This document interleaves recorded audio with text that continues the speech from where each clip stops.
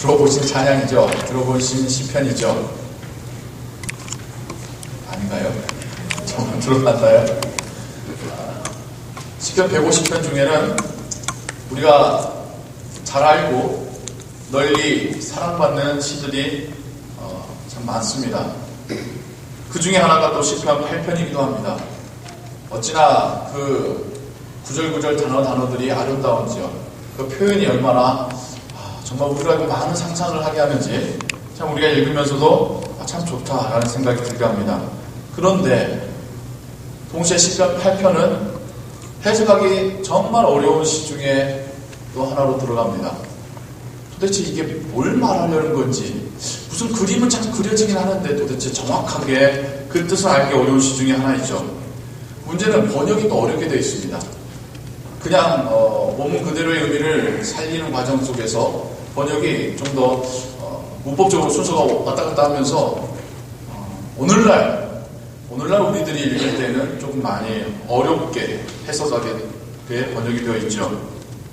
시편 8편을 그래서 한국의 구약 신학자이신 김종욱 교수님이 좀 쉽게 그리고 원문의 의미를 잘 살려서 번역을 해 놓으셨습니다.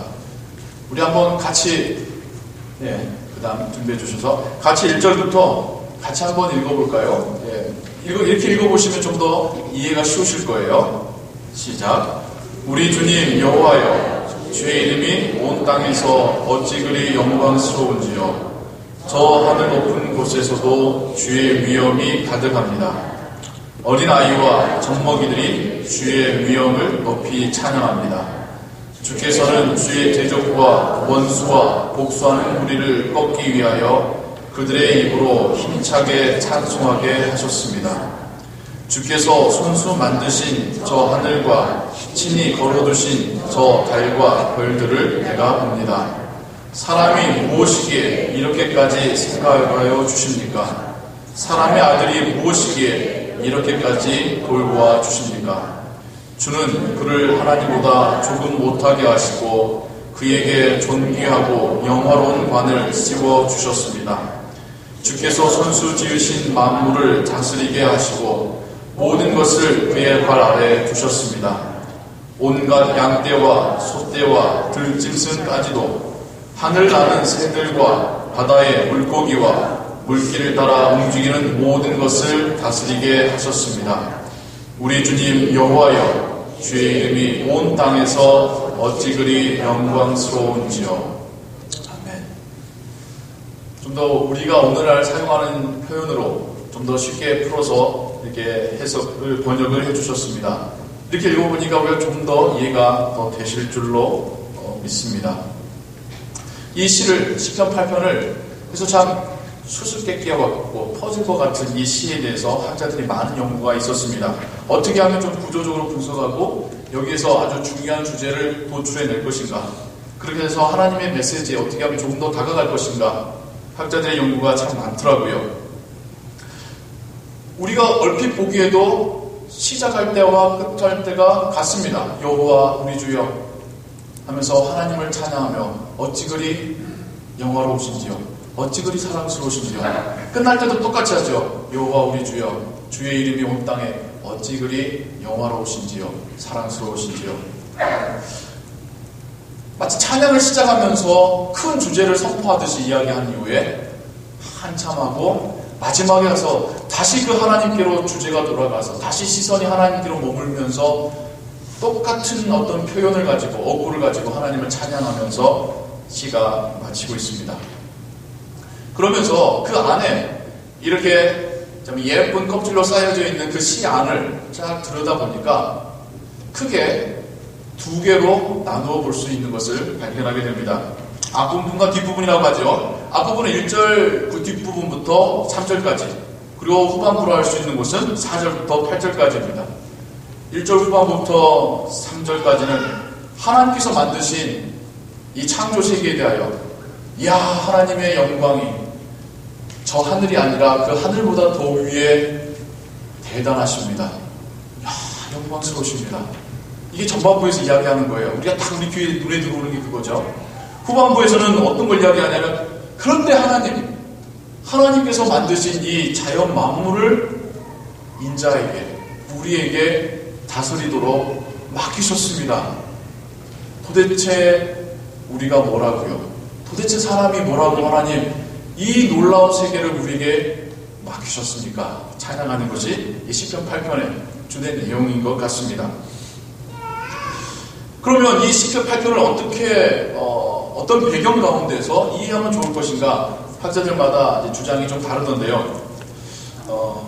이거를 창세기 1장 2절에 나오는 하나님께서 이 세상을 만드셨다라는 그 배경 속에서 하나님께서 만드신 이 세상을 볼 때에 하나님이 얼마나 대단하신지, 하나님이 이 세상을 만드시고 또한 인간을 만드신 다음에 인간이 이 세상을 다스리고 또한 가득 채우라고 하나님께서 명령해 주셨죠. 마치 그 명령을 다시 떠올리게 하는, 하나님께서 이 모든 우양과 들짐승과 하늘에 나는 새들과 바다에 기는 모든 물고기를 우리 발 아래 우리로 하여금 다스리게 해주셨습니다. 하나님 놀랍습니다. 감사합니다라고 하는 창세기에 있는 창조 이야기가 또한 우리에게 떠올리게 합니다. 또 다른 학자는, 두 개 다 저는 맞는 말 같아서 두 개 다 말씀드리는데, 또 다른 학자는 이 시편 8편의 메시지는 그 하나님이 우리 인간의 모습으로 오신, 그래서 만물을 통치하시고 다스리시는 하나님의 아들 예수 그리스도에 대한 메시아적인 찬양이다라고 또한 해석하며 설명하기도 합니다. 마치 다윗은 우리 인간이라는 표현으로도 우리가 해석할 수 있겠지만, 이 시를 지은 시인은 한 사람을 좀 지명하는 듯하게 하나님, 이분을 정말 하나님 다음으로 영화롭게 하시고 정말 하나님 만드신 이 세상을 그분 발 앞에 두셨군요. 이분이 어떤 분이시기에 이렇게도 해석할 수 있다는 거예요. 두 개 다 해석이 다 저는 맞다고 봅니다. 하나님의 메시지는요, 하나님의 말씀은 정말 다채로운 빛깔을 띠는 보석과 같습니다. 한 가지 빛깔만이 아니에요. 이렇게 보면 이런 아름다운 모습이, 또 이렇게 보면 또 이런 아름다운 모습이 있는 것이 하나님의 말씀의 놀라움인데요. 이렇게 우리가 이 시편 8편 속에 구약적인 시각으로 볼 때에도 혹은 신약적인 시각으로 볼 때에도 하나님의 메시지가 있다는 것을 또한 발견하게 됩니다. 그런데 예전에 제가 시편 1편을 처음 강의하며 여러분과 함께 나눌 때에 우리가 일종의 코드를 발견해야 된답니다 라는 이야기를 했던 거 여러분 기억하십니까? 다빈치 코드가 아니라요, 하나님께서 하나님의 말씀을 우리에게 주실 때에 그 안에 깊숙이에는 정말 생명이 되고 은혜가 되는 하나님은 어떤 분이신가를 담아놓는 그러한 메시지들이 있습니다. 근데 시편은 더더욱 이것이 응축되고 다듬어지고 깎여나가고 그런 과정 속에서 이 안에 정말 하나님의 메시지에게 더 다가갈 수 있는 일종의 제 표현이었습니다만 어떤 코드가 있습니다. 이걸 캐치하면서 읽어나가고 해석해 나갈 때에 이 안에서 지금 하나님께서 우리에게 뭘 말씀하시는지를 알 수 있는 것이지, 그냥 이것을 마치 그냥 동화책 읽듯이 읽어버리면 수박 고달피로 읽을 수밖에 없는 것이 이 시편의 특징 중에 하나입니다. 오늘날에도 인기 있는 음식점들은 나름의 비결이 있죠. 시편은 더더욱 그런 것 같아요. 우리에게 사랑받는 시 속에서 우리가 읽을 때 뭔가 좀 뭉클하려고 하는데 딱 집어내긴 어렵지만 뭔가 아름다운 이 시 속에는 하나님께서 그 안에 남겨놓으신 정말 아름다운 코드 같은 게 있는 것 같아요. 제가 이 시편 8편을 묵상하면서 여러분과 함께 나누고 싶은 제가 발견했던 하나님의 코드는 이겁니다 라고 하는 것이, 정말 높으신 하나님과 우리 수준으로 낮아지신 하나님, 우리는 시편 8편에서 이 코드를 발견할 수 있는 것 같아요. 마치 롤러코스터를 연상하게 됩니다. 시의 시작에서 뭐라고 합니까? 시인의 시각이, 우리가 시를 읽어볼 때 시인은 뭘 바라보고 있습니까? 밤하늘을 바라보고 있잖아요. 밤하늘이 아니라 그 너머에 있는 하나님의 영광과 위엄과 위대하심을 시인이 보고 있습니다. 하나님은 이야, 이렇게 감탄사를 바라보는 있 시인의 모습이 상상이 되죠. 그런데 그 시각, 갑작스럽게 그 시인이 말하고자 하는 시선이 어디로 내려오냐면 젖먹이와 아이들과 또한 우리를 둘러싸고 있는 대적하는 자들과 원수들과 복수하는 자들의 시선으로 내려옵니다. 시인의 시선을 보면 엄청난 변화가 있어요. 우와, 하나님! 이야, 그런데 이렇게 연약하고 이렇게 부족한 우리들을 통하여 하나님 찬양하게 하시는군요. 정말 저 위대하신 하나님을 잘 알지도 못하고 대적하고 우수히 여기는 이 사람들을 정말 보잘것없는 우리를 통하여 하나님을 찬양하게 하시는군요. 그들이 더 하나님 앞에서 쓸데없는 말 못하게끔 만드시는군요. 시인의 시선이 와 하늘 올라갔다가 우리 수준으로 내려오고 있죠. 우리 수준의 하나님, 우리와 함께 하신 하나님으로 시선이 내려오고 있습니다. 다시 한번 올라가는 것이 하나님께서 만드신 해와 달과 별들을 보니 다시 하늘을 올려다보며 이야 하나님이 저걸 만드셨군요. 오늘날도 아무리 과학이 발달했어도 저 우주의 신비 다 풀어놓지는 못하지 않습니까? 다윗 시대에 그 예전 이스라엘 시대는 오죽이나 더 했겠습니까? 그걸 보는 것 자체가 신비할 따름 아닙니까? 날씨가 좋을 때는 우리 미국에서도 우리가 있는 곳에서도 밤하늘의 별들을 많이 보곤 하지 않습니까? 아름답지 않아요? 그런데 또 다시 시인의 눈이 우리 수준으로 내려옵니다. 그런데 그거를 이 세상의 이 피조 세계를 하나님 우리에게 혹은 하나님의 아들에게 맡기셨군요. 하늘을 올려다보면 하나님이 보이고 우리 수준으로 시선을 내려도 우리에게 은혜 베푸신 하나님이 보이는 것, 이게 지금 이 시편 8편 속에 우리가 주의 깊게 보아야 될 하나님의 코드입니다. 시인은 하늘을 우러러봐도 하나님의 영광이요, 우리 수준으로 우리의 세상을 봐도 하나님의 은혜와 축복이요 라는 것을 지금 우리에게 고백하고 있는 것이죠. 제가 시편 8편을 이렇게 준비하면서 여러 권의 서적들을 읽어보았습니다. 목사님마다, 신학자마다 시편 8편을 이제 주의하시거나 설명하시면서 이제 부제를 붙이세요. 이 시편은 이런 제목을 붙이는 게 좋겠습니다 라고 하면서 제목을 붙이시는데, 한결같이 제목이 사람이 무엇이간데 혹은 사람이 무엇입니까? 라는 부제들을 붙여놓으신 것을 보았습니다. 아마 시 속에, 시의 그 표현 속에 사람이 무엇이간데, 인자가 무엇이간데 라는 이 표현 때문에 이것을 주의하시는 분들이 다 그렇게 표현들을 쓰신 것 같아요. 근데 저는 다시 한 번 읽고 다시 한 번 읽고 묵상할수록 시편 8편은 사람에 대한 질문이 아닌 것 같습니다.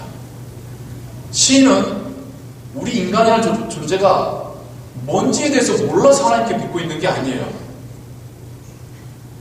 우리가 도대체 어떤 가치길래 하나님 이렇게 해주시나요? 우리는 어떤 존재인가요? 하나님 우리 볼 때 어떻게 보고 계시나요? 하나님께 믿고 있는 게 아닙니다. 오히려 인간은 어떤 존재인지 너무 잘 알고 있죠. 시 속에 나와 있는 표현들 중에 어린아이와 젖먹이가 나옵니다.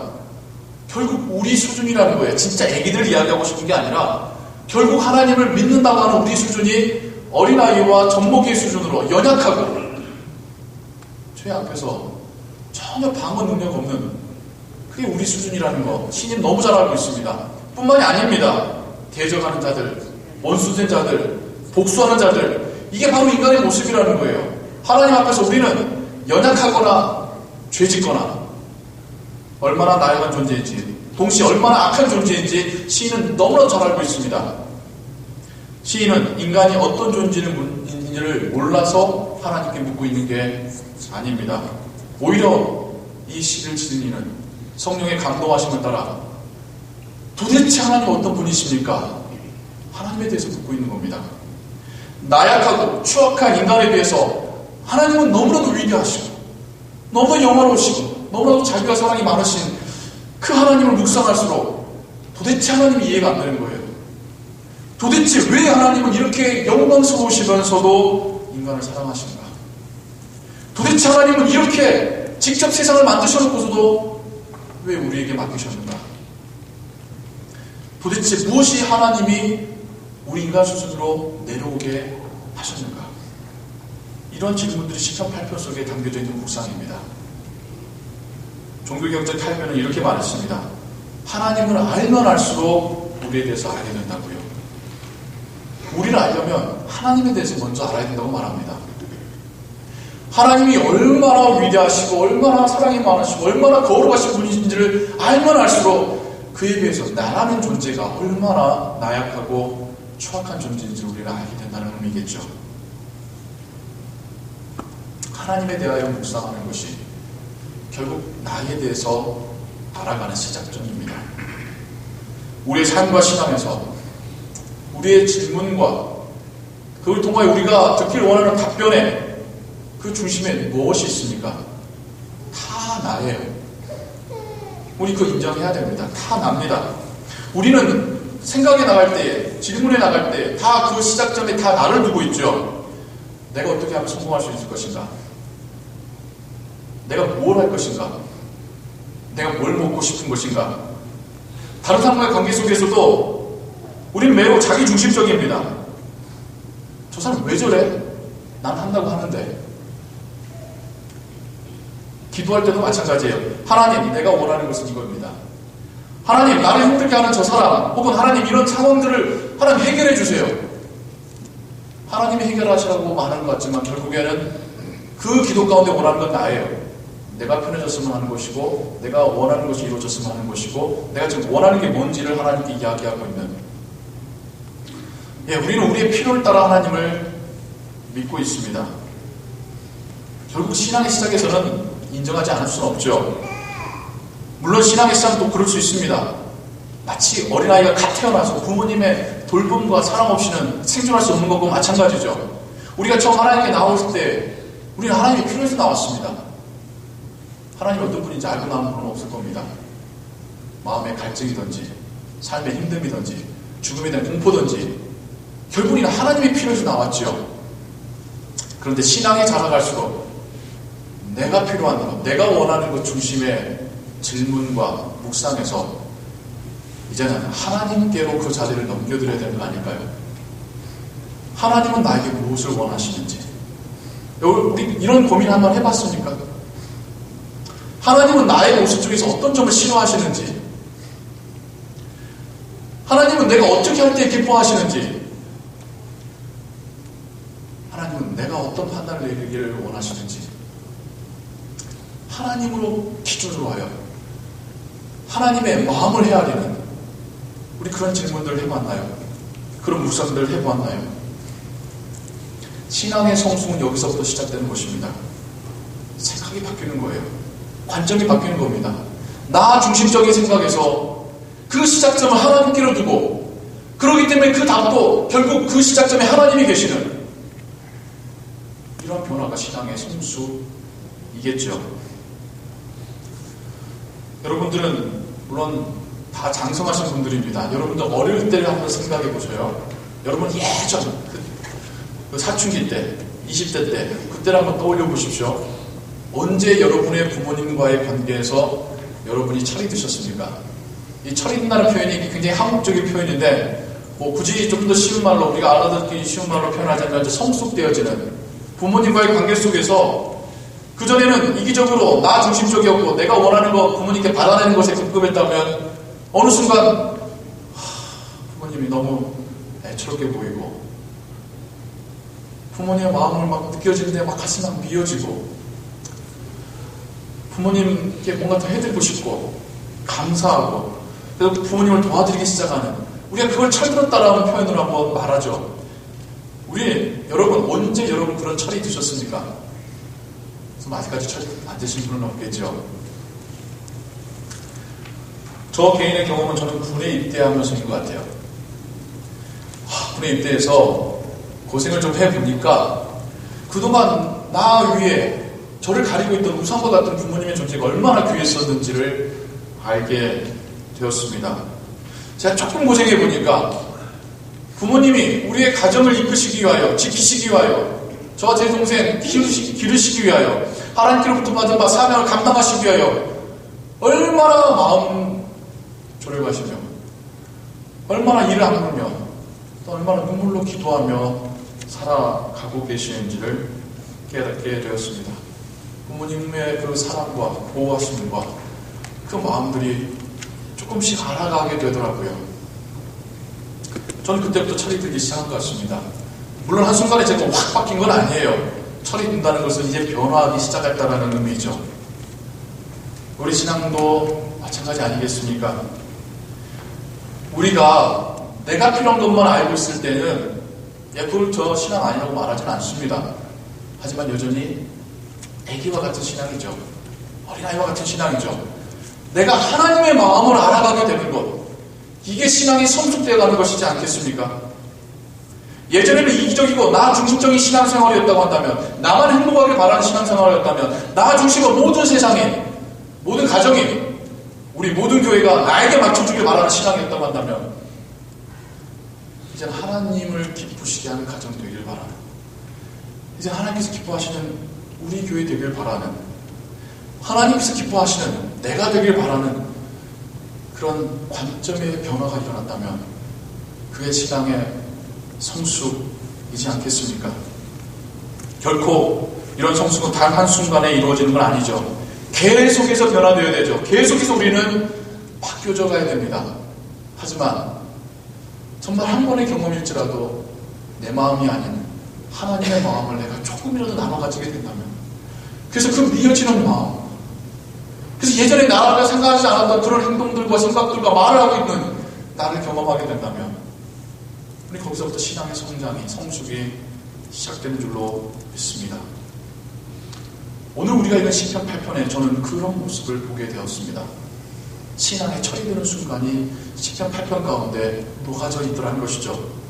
지금껏 내가 누렸던 이 영광들, 축복들, 내가 다스리는 이 권세들, 어느 순간 이게 내게 아니라 원래 하나님 거였던 것을, 그 하나님이 지금 잠시 나에게 맡겨놨던 것을, 그 하나님의 위대함을 생각할수록 나는 정말 볼품없다는 사실을, 그 하나님의 그 은혜와 사랑을 생각할수록 나는 너무 추하다는 사실을 깨닫게 된 시인이, 하나님 도대체 내가 뭐라고, 하나님 도대체 우리가 뭐라고 그 영광스러운 하나님이 우리에게 이렇게까지 은혜 베풀어 주시는 것입니까? 이렇게까지 우리를 향하여 참고 계시며 이렇게까지 하나님의 놀라우신 창조의 세계를 맡겨주고 계시는 것입니까?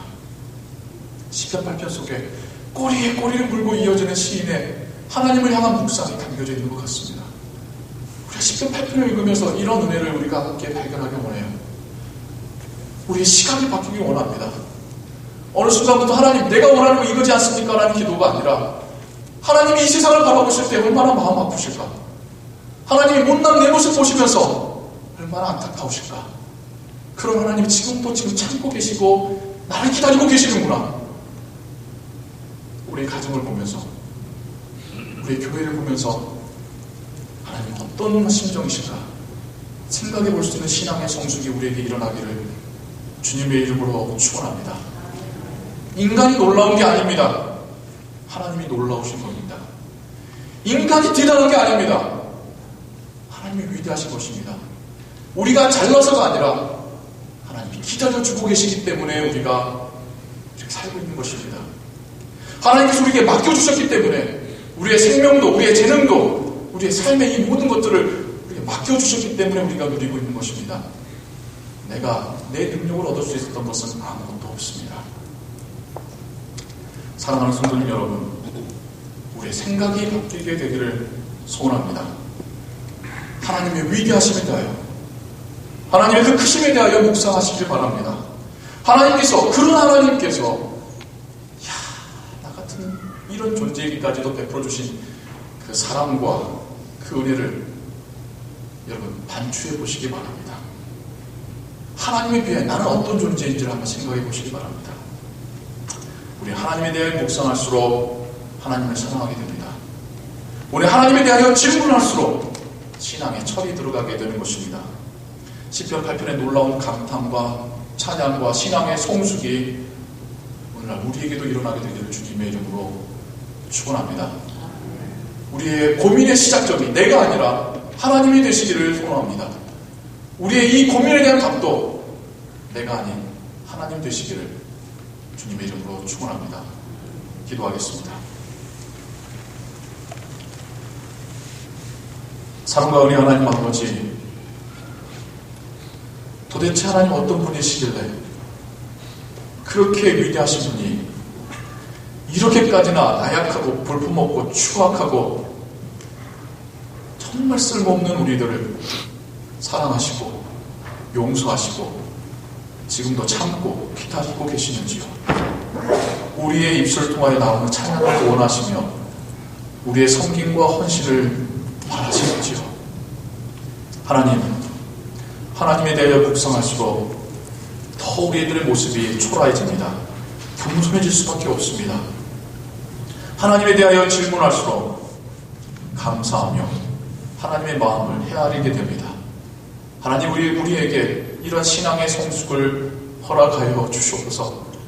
나 때문에 믿는 신앙이 아니라 하나님 때문에 믿는 신앙 되게 하여 주시옵소서.